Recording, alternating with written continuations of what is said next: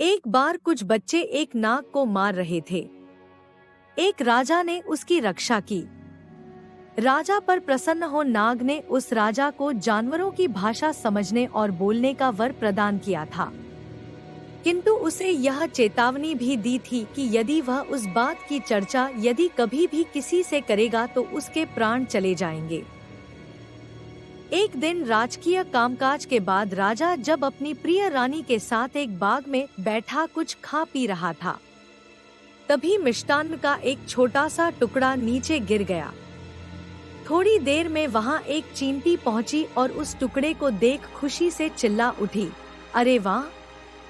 इतना बड़ा मिष्टान्न जो एक पूरी बैलगाड़ी में भी नहीं समा सकता।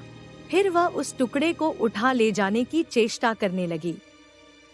चींटी की बात सुन राजा को हंसी आ गई और वह मुस्कुरा उठा। राजा की रहस्यमयी मुस्कान को देख रानी ने समझा कि उसके श्रृंगार में शायद कोई त्रुटि रह गई थी। अतः उसने राजा से उसकी मुस्कान का कारण जानना चाहा, किंतु राजा ने उसकी बात टाल दी। उस रात राजा जब अपने शयन कक्ष में पहुंचा तो रानी ने उसकी रहस्यमयी मुस्कान का कारण जानने के लिए तरह तरह का नाटक किया।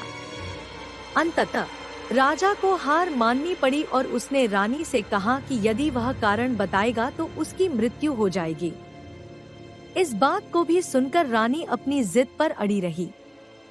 तब राजा ने उससे कहा कि दूसरे दिन उसे उसी उद्यान में सारी बात बता देगा।